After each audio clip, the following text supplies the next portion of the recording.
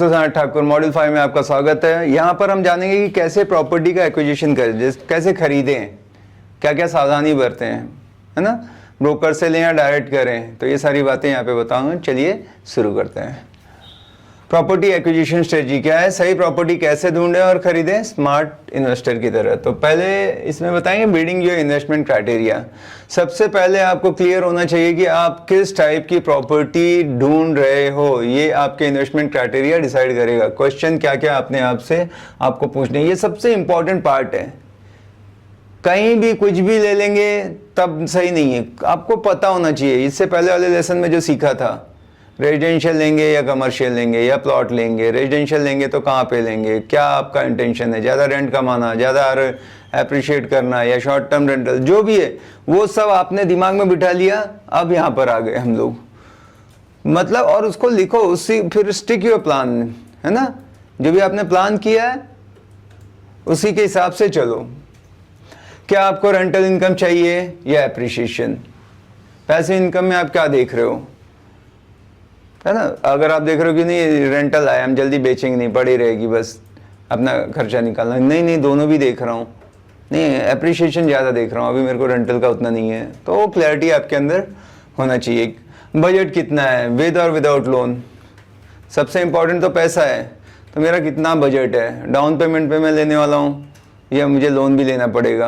अगर मैं down payment का सोच रहा हूँ इतने तक का मिलेगा तो मैं ऐसे ही कैश में खरीद लूँगा, या जैसे बिल्डर प्री लॉन्च करता है फिर उसमें 2-3 साल का टाइम रहता है, तो मैं अभी 10% पे करने के लिए मेरे पास पैसा है, फिर 5-6 महीने पे, 4 महीने पे, जैसे जैसे कंस्ट्रक्शन लिंक प्लान रहता है तो मैं उसको अपने पैसे से ही भर दूंगा। आप कैसी इनकम है डिपेंड करता है। या प्लान बी के लिए मैं बना के रखूंगा कि मैं ट्राई तो करूंगा कि पहले भर दूं, लोन नहीं लूं, पर एक लोन का अप्रूवल लेके रखूंगा, जिससे कि बाई चांस अगर कुछ नहीं जमता है तो लोन भी ले सकता हूं, और जब मेरे पास पैसा आएगा तो भर दूंगा। तो ये सारी क्लैरिटी रहनी चाहिए। हाँ, वो लोन लेने से मुझे फ़ायदा है या खुद का डालने से, कि मैं इंटरेस्ट क्यों पे कर रहा हूँ, हो सकता है इंटरेस्ट पे करने से मुझे टैक्स में कहीं बच रहा है, या हाउसिंग लोन पे इतने कम इंटरेस्ट में पैसा मिल रहा है तो क्यों छोड़ूं। अलग अलग चीज़ें हैं, तो आप उसके ऊपर ध्यान देके फिर काम करें। क्या आप खुद मैनेज करोगे या प्रॉपर्टी मैनेज हाई करोगे, तो ज़्यादातर है कि दोनों चीज़ के लिए ऑप्शन ओपन रखेंगे, ऐसा फिक्स नहीं रखेंगे कि नहीं उसको ही दूंगा, मैंने कुछ नहीं हिलना है। आप भी अपना, वो कितना भी सामने वाला बोले, हम खुद का अपना रिसर्च करेंगे ही करेंगे, डबल चेक करेंगे ही करेंगे। किसी के भरोसे पे तो बिल्कुल नहीं ये काम होता। ये रियल एस्टेट है, आपको किस सिटी एरिया में इन्वेस्ट करना है, ठीक है, ये क्लियरिटी आपको होना चाहिए कि भाई ये सिटी तो कौन से एरिया में, उसके ऊपर बैठो, स्टडी करो। कहीं भी रैंडमली लेने से नहीं होगा। जैसे कोई पुणे की बात करेंगे तो ईस्ट वेस्ट पुणे में ग्रोथ हो रहा है, बट वहाँ पे भी कहाँ पे हो रहा है, तो ये आईटी पार्क के आसपास हो रहा है, तो वो आसपास है क्या, नहीं तो ऐसे तो बहुत बड़ा है चारों साइड, कहीं भी ले लूँगा तो पता लगा रहे यार यहाँ तो ऐसा है, यहाँ पे कचरे का डंप आने वाला था तो कोई ले ही नहीं रहा है, यहाँ पे और कोई, है ना, इशू आ गया जिसके कारण प्रॉपर्टी वैसे नहीं चल रही। तो आपको वो चीज़ों का थोड़ा सा ध्यान रखना बहुत ज़रूरी है।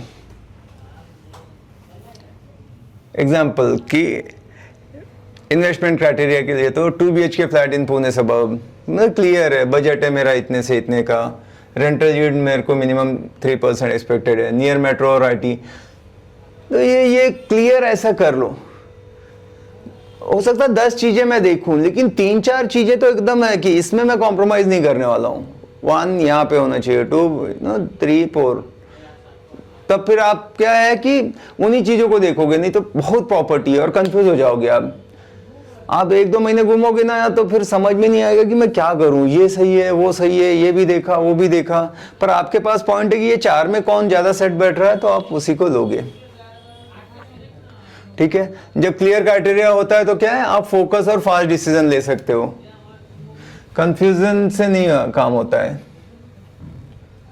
Lesson number 5.2, how to find profitable properties, how to, बहुत अच्छा है कि कैसे आप फायदे का सौदा ना करें। तो प्रॉपर्टी ढूंढने के लिए आज एक जमाने में ब्रोकर के भरोसे रहना गलत है, आपको खुद भी एक्टिव होना होगा। खाली ब्रोकर के भरोसे प्रॉपर्टी लेंगे क्या, नहीं, जो भी है सारे सिस्टम लगाएंगे हम। डायरेक्ट भी आप बिल्डर से कांटेक्ट करो, ब्रोकर के थ्रू भी करो, दोस्त लोग भी बताते हैं, वो सब जितने भी मेथड हैं सब यूज़ करो, जो सस्ते में आपको मिल जाए। मान लो कि कोई बिल्डर है, वो फिक्स प्राइस पॉलिसी रहती है उसकी, वो रेप्यूटेड बिल्डर है, उनका ये रहता कि ये, तो भाई मैं ब्रोकर के थ्रू भी जा सकता हूँ, मुझे वैसे भी उतना ही देना है। अब क्या करूँगा मैं कि ब्रोकर को बोलूँगा देखो यार सब कैशबैक वगैरह चलता है, उनको कमीशन मिलता है 2%, 3%, 5%, तो वहाँ पे आप नेगोशिएट कर सकते हो। वो 2 लाख आपको दे देगा कैशबैक, 1 लाख जो भी है, मुझे नहीं पता, प्रॉपर्टी की वैल्यू के ऊपर डिसाइड करता है कि भाई उसको 5 लाख मिल रहा है।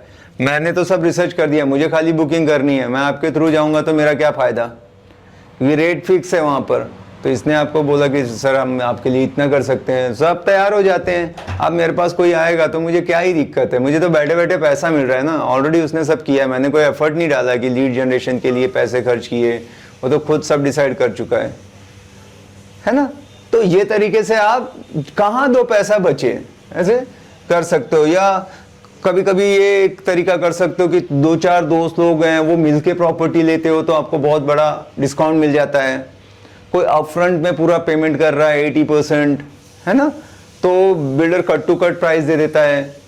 ऐसे 3-4 तरीके जहाँ पे जितना ही money saved is money earn, तो आप ऐसा रेट लो कि सबसे बेस्ट जो रेट में गई है ना चीजें, वो टाइम पे की एकदम pre launch, early bird offer जैसे रहता है ना, सॉफ्ट लॉन्च, वहां पे प्रोजेक्ट पकड़ लिया। उसके अंदर भी मैंने 2-4 ऑप्शन डाल दिए कि भाई 3-4 बुकिंग इकट्ठा कर रहा हूँ तो और 200-400 का रेट है, मैंने निगोशिएट कर लिया कुछ उनके सीनियर लेवल पे बैठ के, उनको भी अच्छा है। अभी एक आदमी से ही वो 1 लाख कमाने से अच्छा 4 आदमी से 25,000 कमाएंगे। अब ये बड़े लेवल पे नंबर रहेंगे, बट वो करते हैं ऐसे नेगोशिएट। अब सोर्सेस क्या है, खाली ब्रोकर के भरोसे नहीं, आपने ऑनलाइन भी चेक किया, मैंने बोला जैप की, 99 मैजिक, यहाँ पे भी सब रेट वगैरह आ रहे हैं नए नए, तो आप जाके सब जगह से चेक करो, आपको आइडिया जाएगा। ऑनलाइन पोर्टल्स हैं जो कि मैजिक ब्रिक 90, यहाँ से आपको पता चल सकता है। लोकल ब्रोकर्स है, ग्राउंड रियल्टी और डील्स का एक्सेस मिलता है। फेसबुक ग्रुप्स हैं, WhatsApp local real estate groups है जहाँ से आपको ये जानकारी मिल सकती है। बिल्डर्स के pre launch offers, discount prices भी आपको मिलते रहेंगे। उन लोगों से टच में रहोगे ना, वो डेटा एक बार कहीं 2 जगह बिल्डर में इंक्वायरी की, आपको पता नहीं कहाँ कहाँ से रोज ही कॉल आने लगेंगे। हाँ, तो और वो फिर आपको थोड़ा सा आइडिया, और कोई भी कॉल आए तो इरिटेट होने से अच्छा बना कि भेज दो डिटेल, देखता हूँ, आपके काम का लगा, नहीं तो ब्लॉक कर दिया। हर लिस्टिंग पे कैलकुलेट करो कि मार्केट का मतलब क्या रेंट है, मेंटेनेंस कॉस्ट कितना जाएगा, आरओआई उसका क्या है, ये सारी चीज़ें आप देख लो। क्योंकि लोग ना ये देखते नहीं कि मेंटेनेंस कितना है, बड़ी सोसाइटी में ले लिया, अरे बाप रे 25,000 मंथली वहाँ पे मेंटेनेंस भी है, आपका रेंट आ रहा है, उसमें से आप मेंटेनेंस इतना भर रहे हो, प्रॉपर्टी टैक्स भर रहे हो, हाथ में कितना आ रहा है नेट इनकम। और अगर 50,000 के ऊपर रेंट जाता है तो गवर्नमेंट टीडीएस काट के लेती है, उसका क्या है। तो थोड़ा सा सीए वगैरह से बैठ के वर्कआउट करके उसी प्रॉपर्टी में एंट्री मारो। फिर वाइफ के नाम पे लेना है तो कहीं कहीं स्टैम्प ड्यूटी वगैरह पे डिस्काउंट है, उससे 1% भी तो फर्क पड़ जाता है ना। 1 करोड़ पे 1 लाख रुपए सीधा बचते हैं। जहां भी पैसे बचा सकते हो बताओ। हाँ, टिप क्या है कि ज्यादा प्रॉपर्टी देखो पर फिल्टर करके ही देखो। ऐसे नहीं कि 1 2 3 4 5 देख रहे हैं, बंगलोर हाउस सब देख रहे हैं, ऐसे तो मतलब नहीं है। फिर तो आप थक रहे हो, अपना टाइम इतना इंपॉर्टेंट है जो आप फैमिली के साथ कहीं घूम टहल सकते थे, भाग रहे हो कहीं भी। क्लियर कि मुझे ये 3-4 चीजें हैं तो दिखाओ, ब्रोकर को भी बता दो, अपने रेंज में भी कुछ आता है तो फिल्टर लगा के देखो। कहीं भी मत, पूरा दिन तो इतना टाइम चला जाएगा, हर एक प्रॉपर्टी देखते बैठेंगे तो कितना तो भी कंस्ट्रक्शन होते जा रहा है।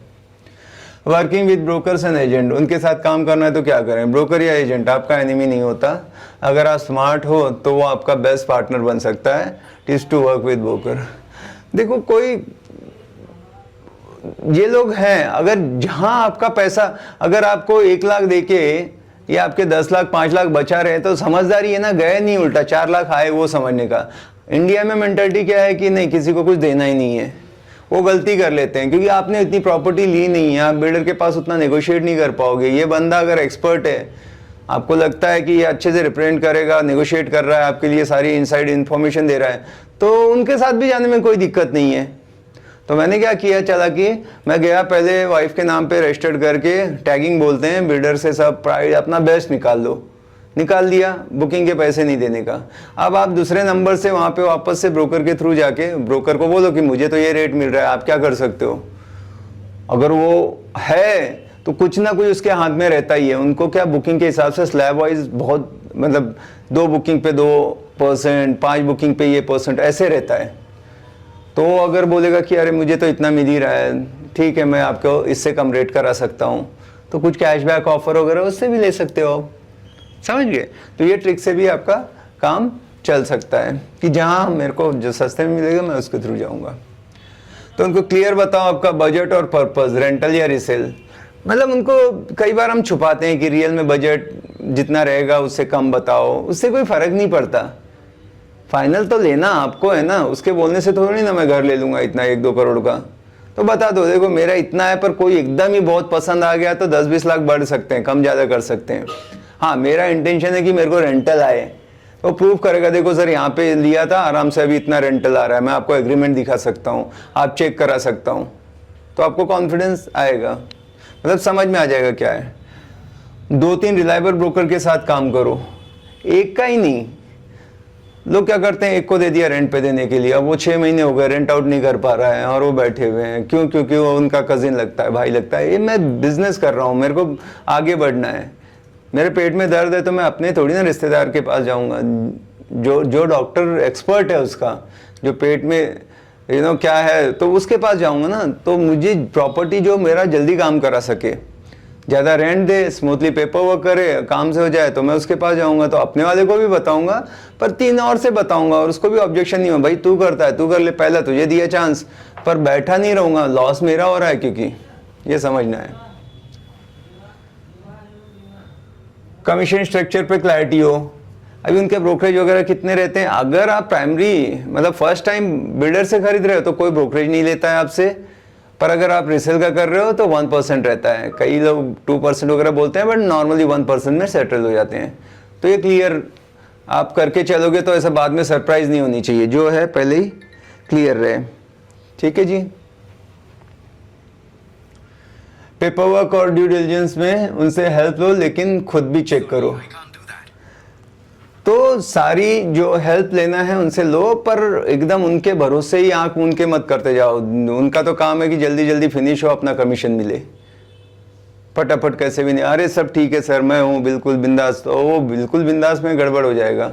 आप हर चीज़ का समझ के ये क्या होता है वो क्या करता है चेक करके, नहीं तो मेरे और कोर्सेस हैं कि आप प्रॉपर्टी खरीदते समय क्या क्या ध्यान दें, तो आप उसको भी उसका हेल्प ले सकते हो, उसमें एक एक पॉइंट सब क्लियर किया हुआ है, तो जान जाए। अभी ऐसे नहीं कि सबको ही खराब है, आपका काम है कि आप ध्यान से करो, बहुत पैसा लगने वाला है। और जब आप ऐसे क्वेश्चन करो तो वो जान जाएंगे कि ये कोई ऐसे नहीं अनाड़ी नहीं है, इनको सब पता है, तो वो आपसे बहुत ढंग से फिर करेंगे काम, सही बात करेंगे। तो good broker equal to local knowledge अच्छा रहेगा उसको, speedy access to of market deals, ठीक है, अगर आपने ढूंढ लिया तो। प्रॉपर्टी इंस्पेक्शन एंड वैल्यूएशन कैसे करें, कैसे पता चले कि सही रेट क्या है। प्रॉपर्टी फाइनल करने से पहले इंस्पेक्शन और वैल्यूएशन करना मैंडेटरी होता है। तो इंस्पेक्शन की चेकलिस्ट क्या क्या मेन चीज़ें हैं जो आपने देखना है। Water supply and electricity condition, ये मस्ट है कि भाई पानी वानी का क्या सोर्स है, बोरवेल से आएगा, कॉरपोरेशन का कलेक्शन है, इतने लोग रहने वाले, इतने कॉरपोरेशन के एक पाइप लाइन से कितना ही होगा सप्लाई, तो फिर क्या टैंकर पे पूरा डिपेंडेंसी रहेगी, तो वो समझ लो। कंस्ट्रक्शन क्वालिटी है वो देखना चाहिए। कई बार फ़ोन पे हम वीडियो कॉल पे जूम मीट पे बुक करते हैं, वो कभी ना करें, जाके देखें कि कैसे क्वालिटी है उसकी कंस्ट्रक्शन की, और उसका सही तरीका है कि उसके पहले जो 4-5 प्रोजेक्ट हुए हैं उसके बारे में क्या है कि 6 महीने में लीकेज चालू हो गया, दरवाज़ा सब प्रॉब्लम आने लगी, ऐसा तो नहीं है। तो वो सारा क्वालिटी को समझ लें, जो अच्छे ब्रांडेड है उन्हीं के साथ जाएँ। सोसाइटी कंडीशन सिक्योरिटी, उन्होंने बनाने के बाद जो बोला था वही डिलीवर किया है क्या, सारे एमिनिटीज़ काम कर रहे हैं क्या, कि नाम के लिए जिम है पर जिम कितना बड़ा है, 2000 फ्लैट है, वहाँ पे 50 आदमी नहीं जा सकते, स्विमिंग पूल में हिलने की जगह नहीं रहेगी, क्योंकि नाम के लिए दिया है या रियल में उस साइज़ के हैं, तो चेक कर लो। Lift, parking, drainage, legal status, valuation, ये सारी चीज़ें आपको समझ लेनी चाहिए, चेक कर लेनी चाहिए। Compare similar properties in same area, कि उनका क्या प्राइस चालू है, वो कैसे हैं, वेल मेंटेन्ड है क्या नहीं है। आप देखोगे 10 प्रोजेक्ट हैं तो 1 या 2 अच्छे रहते हैं जिसमें सब लेना चाहेंगे, 7-8 हैं और रोते रहते हैं, ये प्रॉब्लम वो प्रॉब्लम, बिल्डर ऐसा है, कुछ ना कुछ उनके कंप्लेन चालू रहते हैं। आज broker for past sale prices, आप ब्रोकर से पूछ सकते हो, तो उनको सब नॉलेज रहता है। वो लोग अगर अच्छा है तो कि ये इतने में बिका, ऐसा है, भले उसने बेचा हो किसी और ने, पर मार्केट में ऐसा नहीं कि रोज 8-10 डील होती है, उस एरिया में 4-5 डील होती रहती है और उनको भी खबर मिलती रहती है वो प्रॉपर्टी निकल गई, ये भाई ने बेचा, कितने में गया, तो वो आपको सही जानकारी बहुत एक्यूरेट दे सकते हैं। Use online tools like housing price index वगैरह, या ऑनलाइन टूल्स भी आप यूज़ कर सकते हो। अच्छा, तो अभी क्या करना है, प्रोफेशनल प्रॉपर्टी वैल्यूअर्स भी हायर कर सकते हो, स्पेशली फॉर कमर्शियल। ऐसे थर्ड पार्टी भी रहती हैं जो वैल्यूएट करके आपका पूरा मार्केट का वैल्यू निकाल के दे देंगे। अगर आपको लगता है बहुत बड़ा इन्वेस्टमेंट करने जा रहे हो तो ये भी आप कर सकते हो, स्पेशली अगर आप कमर्शियल प्रॉपर्टी लेने जा रहे हो तो। सही वैल्यूएशन अगर होगा तो आप ओवरपे नहीं करोगे, है ना। तो बहुत ज़रूरी है कि सही वैल्यूएशन करके ही कुछ लें। तो मॉड्यूल 5 में हमने क्या क्या सीखा, अपना इन्वेस्टमेंट क्राइटेरिया लिखो और उसके बाहर मत जाओ, सब कुछ कि मुझे क्या क्या लेना है, कौन से लोकेशन में लेना है, कितना कारपेट चाहिए और बाकी कैसे उसका ये करूँगा इंस्पेक्शन वगैरह। मल्टीपल सोर्सेज से प्रॉपर्टी देखो, कंपेयर करो, एक ही जगह पे भरोसे, कॉम्पिटिशन इज ऑलवेज बेटर। आप डायरेक्ट भी देखो, ब्रोकर के थ्रू भी देखो, और भी कोई एजेंसी है जो बल्क में काम कर रही है उसके साथ देखो, कोई रेफरेंस के थ्रू जाओ, फिर फाइनल करो जहाँ पे आपको सही प्राइस मिल रहा है।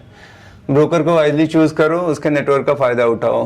ब्रोकर भी है तो ऐसे नहीं कि नहीं मुझे डायरेक्ट, लोगों की ब्रोकर के थ्रू जाएंगे तो लॉस है, तो पहले देख लो दोनों से करके, जहाँ पे मुझे सस्ता डायरेक्ट जाके सस्ता मिल रहा है डायरेक्ट कर लो, ब्रोकर के थ्रू जाते हो वहाँ से कुछ फ़ायदा कर सकते हो तो करो, और उसका जो अनुभव है 10-12 साल का एक्सपर्टीज़, उससे आपको कुछ फ़ायदा होता है तो वो फ़ायदा लो। वो एकदम बराबर बता देगा, सर यहाँ का मत लो, ये व्यू में ना ऐसा है, यहाँ से नाला गया, वहाँ स्मेल आएगा, फिर आप परेशान होते रहोगे, इधर ऐसा है। तो ब्रोकर बहुत सारी ऐसी खबर आपको दे सकता है कि एमिनिटी फेसिंग ले लो, कॉर्नर का ले लो, नहीं तो किचन में डार्क रहेगा, वो बहुत सारे टिप आपको दे देगा, क्योंकि रोज वो मतलब कस्टमर लोगों से डील कर रहा है, तो उसको पता है लोग आगे चल के खरीदते समय क्या क्या देखने वाले हैं। हर प्रॉपर्टी का इंस्पेक्शन और वैल्यूएशन पर्सनली या एक्सपर्ट के थ्रू कराओ, बिना ऐसे किए मत करो, ठीक है। तो यहाँ पे ये लेसन ख़त्म होता है, मिलते हैं अगले में। Thank you.